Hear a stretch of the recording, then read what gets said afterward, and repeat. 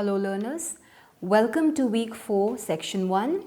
We are doing BEDS 001 Overview and Perspectives of Values.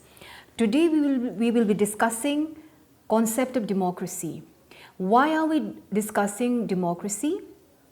Democracy is a very important feature of a country like India. India is the largest democracy in the world. What does democracy means? Democracy comes from the Greek word demokratia, which means people rule. So it means rule of the people. Why is it so important to talk about democracy? How is it related to value education? When we talk about values, values consist of aspects of ideals and aspects of respect for others, treating others equally, having a good relation, becoming a good members of the country, becoming a good members or citizens of the country, a good citizen of the society. So these are a few aspects and ideals of a person who has good values. So when we talk about democracy, democracy also upholds these values, it upholds these ideals for a person to become a better citizen of the country, a good member of the society. So when we talk about democracy, when we talk about value education, democratic ideals are also a very important part of values. And like I said, democracy comes from the Greek word demokratia, which means people, demos, and kratos, which means rule. So it means rule of the people. Democracy in the true sense rests on certain concepts like equality of human beings, respect for individuality, rights and duties, inclusive participation, justice, and the like. So it is very important part of value education. Democracy is a very important ideals which upholds values which are important for the society, for the country, because it consists of ideals like equality of human beings, respect for individuality, rights and duties, inclusive participation, justice, and the like. Some 500 years BC, the city-state of Athens made a political arrangement which placed the final authority in the hands of the people rather than with the few or a single person. So, rule by the people was the meaning of the term by which democracy began. So, when we talk about democracy, when we talk about the historical perspective of democracy, how did it begin? When did it start? This particular concept of democracy began some 100 years BC in the city-state of Athens, where rather than the final authority resting in the hands of a few people, political arrangement was made in such a way that it placed the final authority in the hands of the people. So this is how democracy began in Athens some 500 years BC. But the connotation of this term acquired different shades with changing context and gradually evolved as a concept over the years.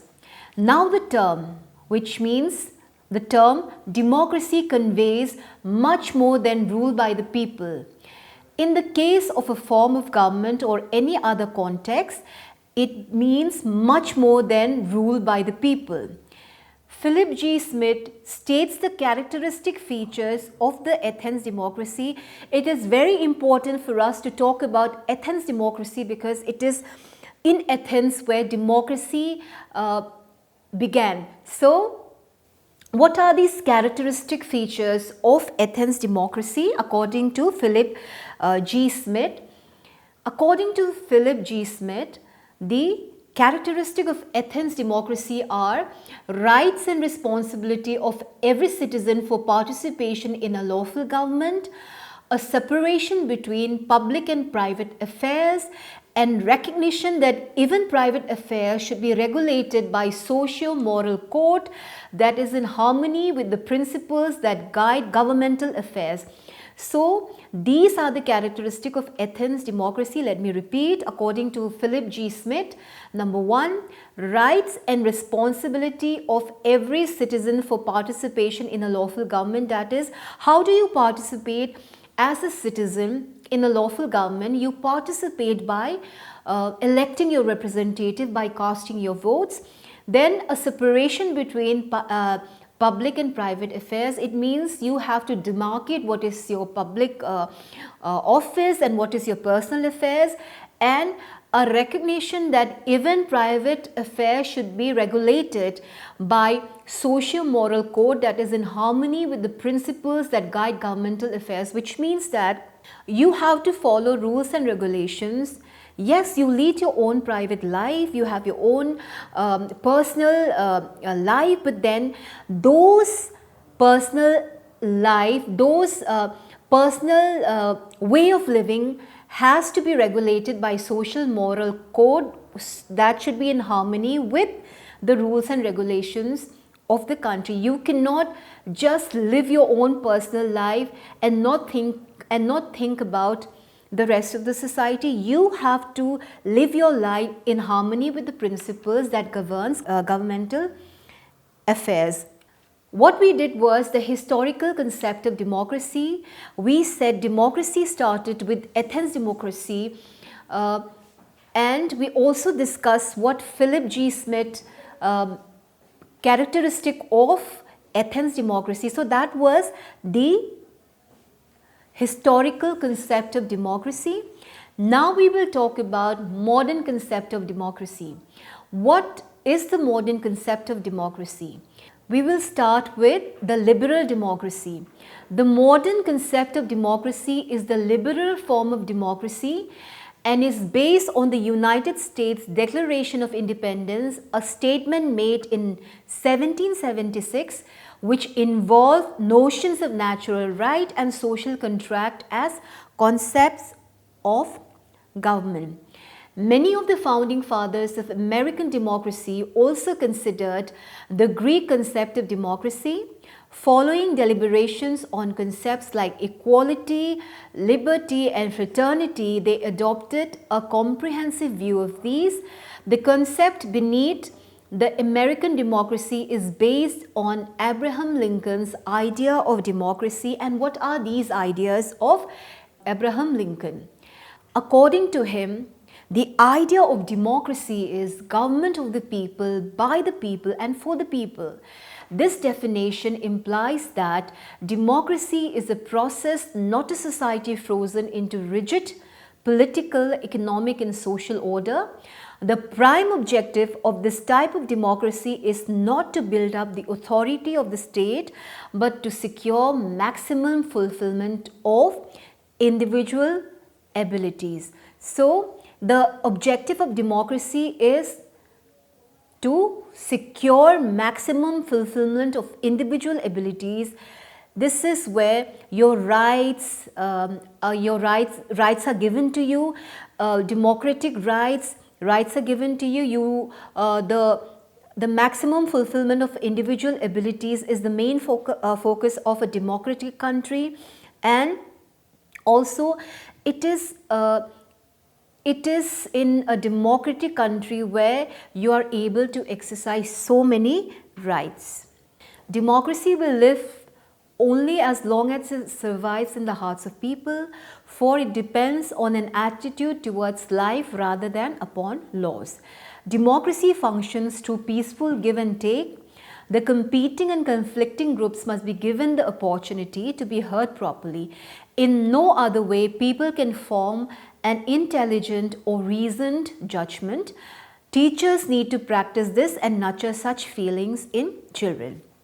So when we talk about democracy, democracy functions through peaceful give and take. I give something to you and in return you give something to me. It's a give and take, which means that you follow your rights, you have rights given to you, but then you should not exercise your rights at the expense of others, which means that you should not create obstacle for others to exercise their rights. And in a democracy, you have competing and conflicting groups who are given opportunity to be heard properly. Everything is based on fair judgment. You have the court of law where you can go and approach the court of law if you have any problems with any group. If any groups have any problem, then you have the court of law which will hear the arguments of both the parties, and a fair judgment will be given. So these are all the features of democracy where you have you can exercise your rights by not creating obstacles for others to exercise their rights. Then you have competing groups, conflicting groups who are given opportunities to be heard in the court of law, and fair judgment will be given by the judge, by the court. And when we talk about democracy, with regard to children, with regard to teaching, with regard to teachers, teachers need to practice this and nurture such feelings in children, that is nurturing of attitude towards others, attitude where you exercise your rights as well as you give opportunity for others without creating any obstacle. You uphold your rights, you exercise your rights, but at the same time you live in harmony with each other. You do not create any obstacles for the others to practice their rights and duties. Some advocates of democracy have argued that democracy should be considered as a title for a process. However, these days people are using democracy as the name for a set of principles for a process or a way of governance. In the beginning, when I discussed concept of democracy, what I have said was democracy is now more than rule of the people, by the people, for the people. Now a lot of advocates of democracy have said that democracy is to be considered as a title for a process, and also people are using democracy as a name for a set of principles for a process or a way of governance. In this extended meaning of the term, democracy becomes related to nature of man and includes relationship between man and nature, individual and society, as well as with concepts like freedom, equality, justice, and many more. So when we talk about democracy, it is now more than rule of the people, by the people, for the people. This term democracy has become more than this particular phrase or this particular line of rule of the people, by the people, for the people. Now it has gone beyond the rule of the people, by the people, and it also includes concepts like freedom, equality, authority, justice, and many more. Each of these different considerations of man suggest a form of meaning of democracy, first as an ethic and then as a form of government.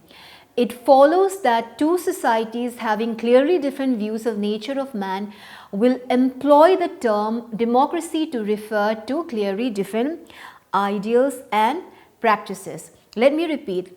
Each of these different considerations of man suggest a form of meaning of democracy, first as an ethic and then as a form of government.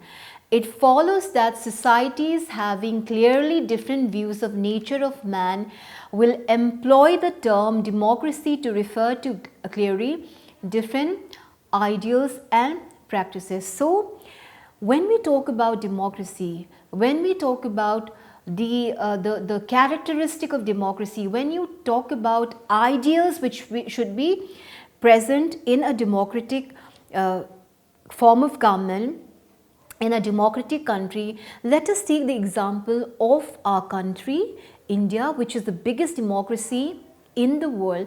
And what are these democratic ideals. What are these democratic characteristics which makes it the largest democracy in the world? We elect our representatives, we cast our votes irrespective of any caste, religion, color or creed. So when we talk about India, India is a democracy.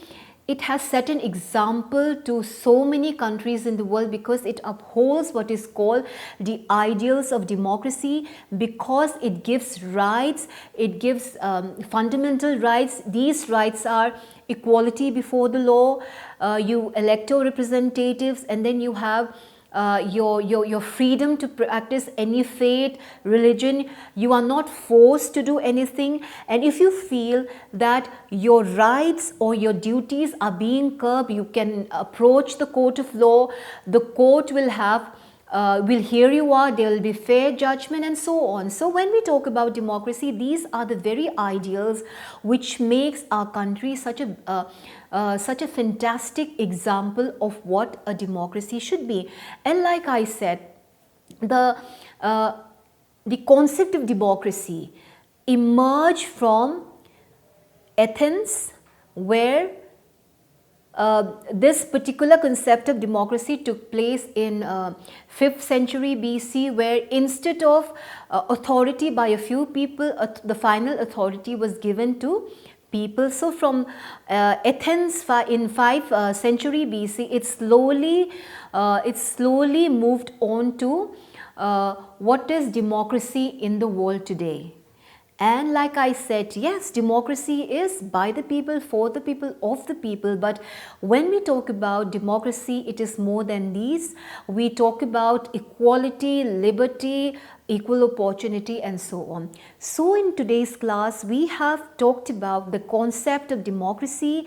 We have talked about the historical concept of democracy when we started with Athens democracy, and then we have moved on to what is your modern concept of democracy. Thank you so much.